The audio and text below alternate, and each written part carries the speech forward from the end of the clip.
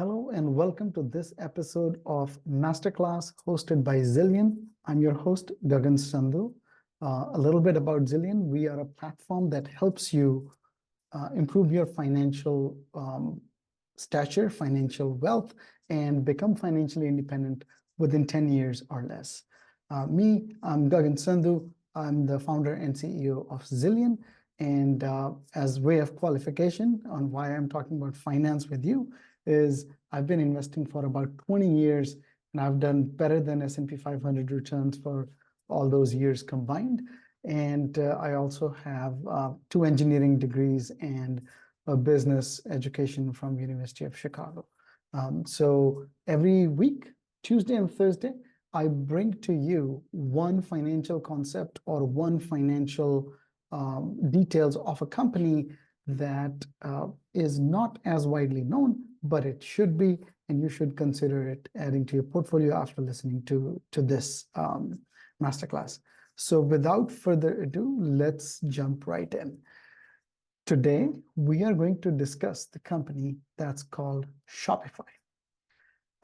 This is, by the way, our platform, Xillion platform, and everything that we'll discuss today, you will find it in Xillion. We have multiple products to help you improve your 401k, invest better, manage your debt, manage your expenses, figure out portfolios, home buying, all of that. But today, what you need to do is go to Xillion and then go to this product called Analyze and search for Shopify. And boom, this is what we can follow. Before we jump into the specifics, the numbers and all that, let's take a look at what Shopify is. So this is their website. Shopify is a e-commerce platform for the mom and pop stores. That's how it started. But now it's a pretty big company. It's a public company based in Ottawa, Canada. That's where it started. But offices in multiple places all over the world. Lots of different products, different solutions, and in a way, a complete suite to manage your small business, especially if you're selling online. There's a lot more information here, which we will go into, but let's go into some basic numbers. Shopify is an $80 billion company, so it's not a small company, but considering there are $3+ trillion companies in the market, Shopify is way smaller than them. About what 4% or 3% of what the highest market cap companies like Apple, Microsoft, Nvidia are today. So a decent sized company, but still not as big as the behemoths. The stock price has taken a beating recently, especially after the last earnings call. And overall, the returns have not been that great in the last 3 months. Even in the last 6 months, 1 year also barely, the stock has barely budged. 3 years, it came down from COVID highs. During COVID, it just went to insane highs. And then it came sharply down. It crashed about 80%, 90%. And then since then, it has recovered somewhat. But still, if you think about it, Shopify today at $63 is where it was right after pandemic. So in April of 2020 is when it was last at $63. So Shopify today, the price is same as 4 years ago, even though the revenue has grown tremendously. So let's look into it in a little bit more detail. Overall performance, 1 year barely has budged. 3 years negative returns because of COVID bump and the COVID crash. 5 years, handsome returns, 16%. 10 years, 14.26% returns. And the company went public in, I believe, 2015, somewhere around that. So since going public, it has given pretty good returns. Let's look at the valuation. Its price to sales ratio, which is for each dollar in revenue, how much are the investors rewarding it in terms of the market cap, market valuation? For every dollar that Shopify makes, the market thinks it's worth $11. every dollar of revenue is worth $11. So it is a bit pricey. For S&P 500 overall, it's the ratio is about, I would say, around 2, give or take. But S&P 500 is a broad index. It also includes like energy companies to transportation companies to so many other companies. So not really a good measure, but something that should be a similar measure would be, say, something like a Salesforce. Salesforce is a pure software as a service business model, just like Shopify. And if you look at the valuation, their price to sales ratio is lower than Shopify. So it is a little pricey.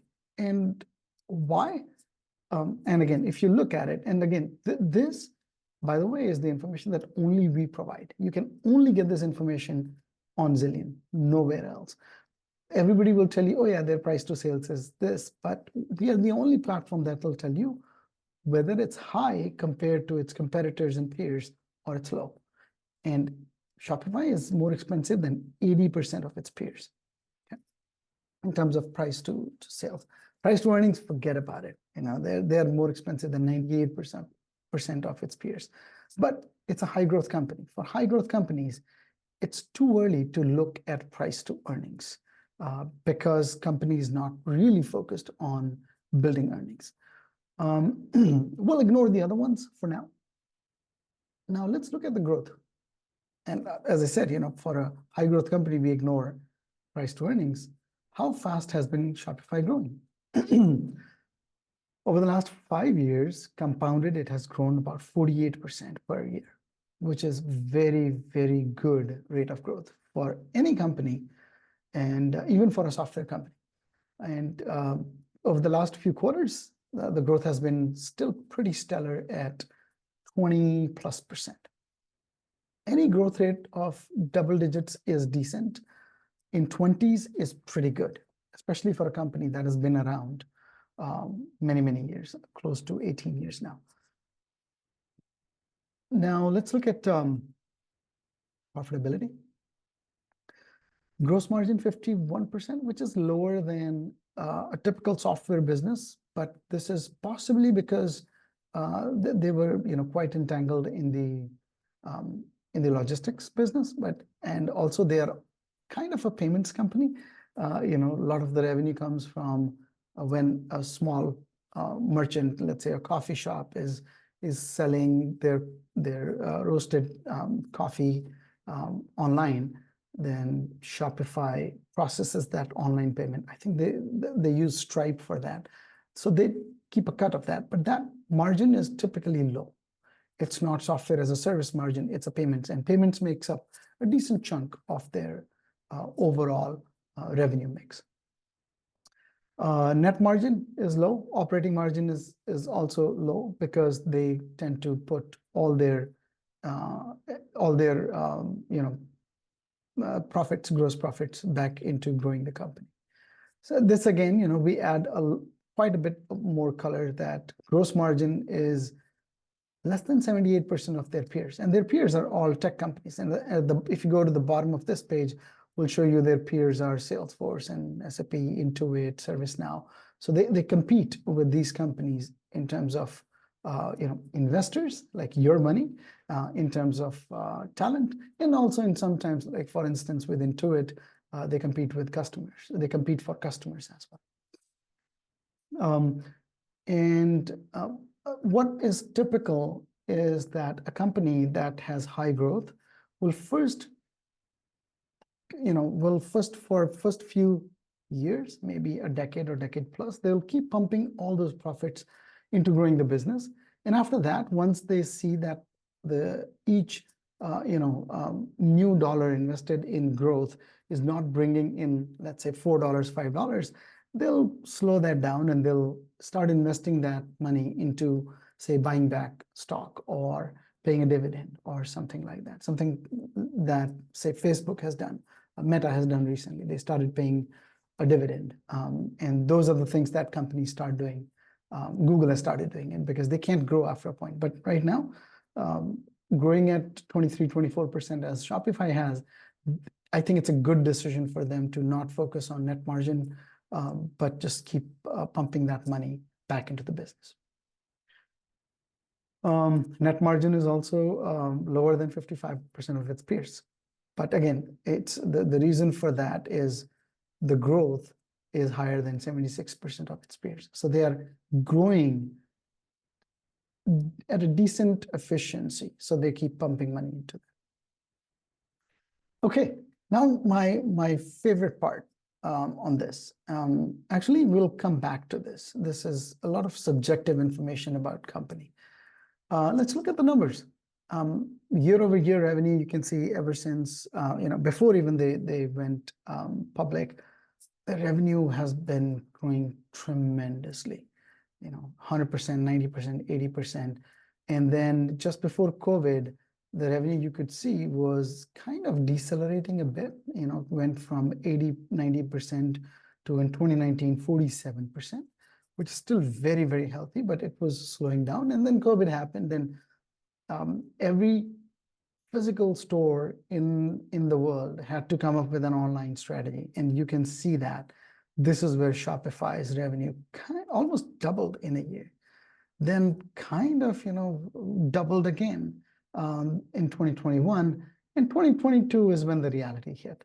The revenue growth came crashing down. I think it's more obvious in the quarterly revenue when we see it. And now it has started accelerating again. In 2023, it's somewhat accelerated. Now let's look at the quarterly. It is a cyclical business because Shopify empowers small businesses to build online stores. And a lot of small businesses do a lot of business during the December month, Q4, Thanksgiving, Christmas shopping season. So you will see that cyclicality being present here. So this is the Q4. Every Q4, there's a jump, and Q1 there is a relative decline. But now let's look at overall quarterly numbers. Despite that seasonality, it is a very healthy growth business over the long term. Again, growth started off scorching 100% year over year, slowed down a little bit to around 50% before COVID. First quarter of COVID, it actually went down, and then it accelerated, shot up, right? Stayed consistent, 100%. And then 2022, or summer and fall of 2021, things started slowing. 2022, actually, things almost crashed. The company laid off some employees around here in May, June of 22. Then again, they laid off about 10% in 22 and about 20% in 2023 because they didn't see the growth. They were expecting the growth to come back right up, but it didn't. It slowly came back up, and then it plateaued. So they laid off more people around this time, which I think is very, very smart. If one thing Elon Musk has shown to the world after taking over Twitter is that you can operate a company profitably by laying off maybe 30, 40, 50, in Elon Musk's case, 70, 80% of the employees, and still make money. And not that still doesn't cost in terms of innovation and fast pace and all that. So a lot of companies have taken that into consideration, and they have actually thinned the employee ranks. So you can see that pretty some acceleration in 23 again tapered off, but now it's kind of stabilizing at 20+%, which is still a very healthy, especially in this market, very healthy growth. Trailing 12 months, this is a good measure to look at. It doesn't have seasonality. Trailing 12 months is always last 4 quarters, and you can see it has been growing wonderfully for a long, long time. Now let's look at some of the other subjective things. Let's look at product diversity. Shopify has a comprehensive suite of products. It's not just one thing. So if you go here, you go to solutions. If you are a business, small business, or in today's world, even a decent sized business, Shopify offers you everything you need to run that business. You can go on, you can get your website online, you can create products, you can customize it, you can buy a domain, you can actually take pictures, and modify those pictures. You can put AR, the augmented reality pictures of features on your website so that customers can see their how that product will look like on them or in their house, in their home. And all of that is available, right? Chatting with customers. This is something they launched not too long ago. Any business can now have real-time chat capability with their customers. They don't have to give their phone number, their text, their email. It's available right there on the platform. And if they're on the go, it's available on their cell phone as well. So, and how to market, how to do SEO. An average business person, let's say somebody who runs a coffee roasting shop in a small town somewhere in US or Canada, they don't have to worry about 50 things. They have to worry about one or two things. One, they have to worry about making the best possible coffee. And two, they have to worry about providing the best possible service. Almost everything else is taken care of by Shopify. And this is the trend we have seen, I have seen, and I have shared in these masterclasses. As companies grow, they try to become everything for the customer. And this is what you see here. You as a small business, if you just know your business, these websites, these platforms like Square or Shopify or Stripe, if you're an online-only store, they help you do a lot of things for you. So you don't have to go and figure things out on your own. And because of that, we give a very high 4 out of 5 ranking to product diversity. They have partnered with Facebook for Facebook shopping, even though Facebook is kind of a frenemy, a competitor, but they keep launching features in partnership with others as well. Squarespace, Wix, and Square are worthy competitors, and they are all doing their thing, but I think Shopify has 20+% market share, and WordPress is also a big one, but WordPress requires more work on your part, whereas Shopify, the work gets done for you. So one little bump they bought a couple of startups over the years, one in 2021, one in 2022, that were focused on logistics, like literally providing the last mile. I think it was the last mile. The whole, as a business, you just set up online store with Shopify, and Shopify would also fulfill your orders, right? Pickup and delivery, or maybe even just warehousing all your product in their warehouses. That turned out to be not a great bet, and they sold that business to Flexport. In return, they got 13% equity in Flexport. I think that will turn out to be a good investment for Shopify in the long run, because I think when they invested in Flexport was not doing very well in terms of overall funding scenario. But since they got it, I think 10 years down the road, they'll look back and probably reap a few billion in profits from this. So overall, a good overall product diversity for Shopify. Pricing model, if you go and you want to start, it's actually very transparent. This is something I really like about good businesses. Good businesses, they figure out how much the customer is willing to pay, and they make it transparent. They don't make you jump through the hoops. You can start a free trial by paying $1, right? It used to be totally free for 7 days. That's, I think, 7 or 15 days they used to give absolutely free. It's $1. It's nominal. They get to weed out some of the spammy accounts and people. And then here it is, fairly simple. Monthly, it's $39 per month. If you pay once a year, it's $29 a month, and fairly straightforward, and very transparent pricing in terms of even the online payment processing. So if you are a customer, if you are a small business owner, you don't need to engage your lawyers in any of this. You're like, hey, this is the pricing, this is what they're going to pay me, this is what they're going to deduct. And you can be like, sure, this works for me, or it doesn't work for me. You don't have to talk to 15 different people and waste your time. You can just, if you're a coffee roaster, you can focus on roasting the coffee and building relationship with your customers, not have to worry about if somebody's going to, undercut you on pricing, or kind of shortchange you on pricing. No, it's right here. It's transparent. It's built in the algorithms.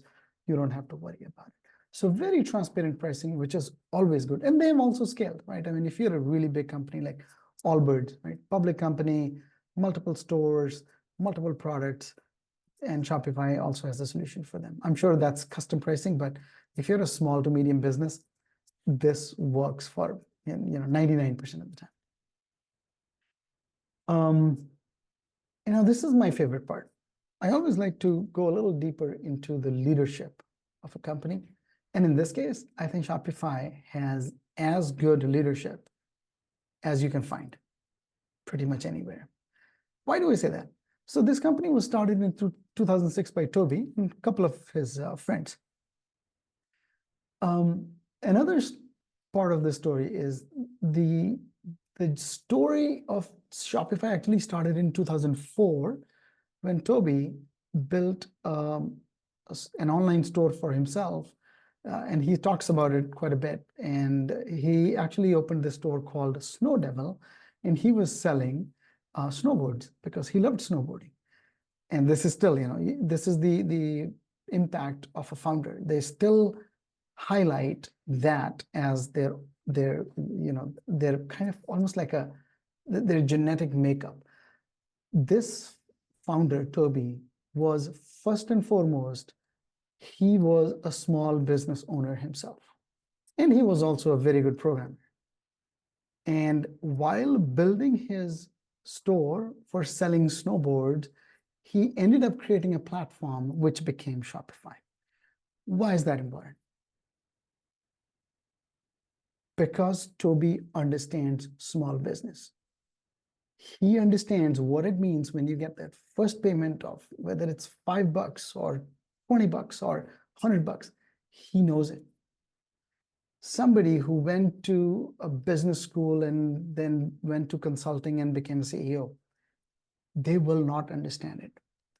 When a customer creates a ticket and Tobi finds out, he's going to feel the pain of the customer. Not every CEO is going to feel that. And that is a huge plus for a company, especially a public company. So because of this, because he himself is first and foremost a founder, a small business owner, he's able to anticipate some market trends because he's not building it for someone else. He's building it for himself. That's how it started. And he still runs a few stores on Shopify. Some of them are anonymous, actually. And employees, according to him, allegedly, employees do not know. So he experiences the product. That's another thing. If you are using your product every day, that feedback loop is instant. You are about to create a product and you're like, hey, let me use this AR feature, and you put it up there and you ask your friend to buy something from your store, and they're like, hey, this AR feature doesn't work. You don't have to read a customer email to find out what the problem is. You know it. That's the magic of having great leadership.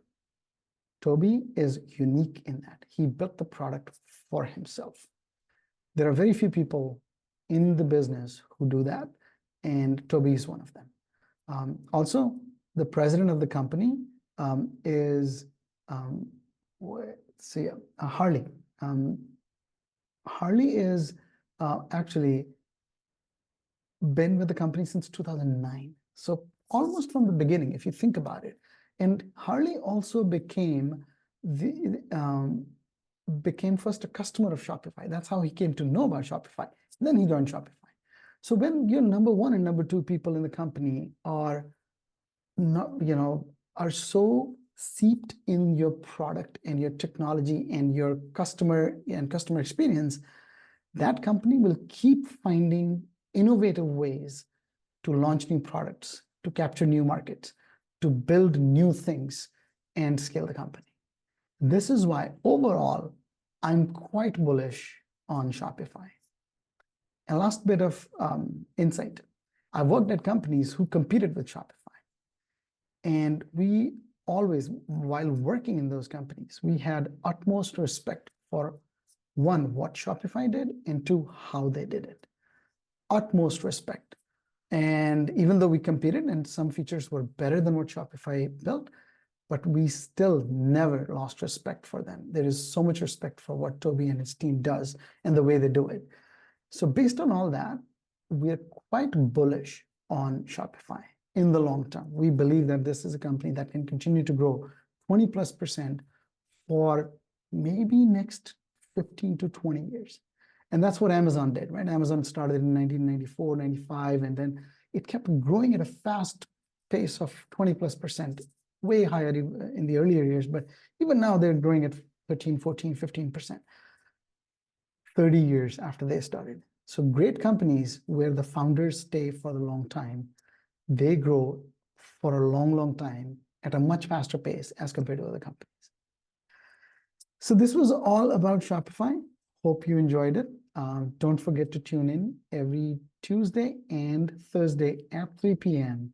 to join this masterclass. You can also ask questions here, or you can ask questions wherever you're watching this video, and happy to engage and answer your questions. Thank you so much. I hope to see you again next week, or actually this coming Thursday.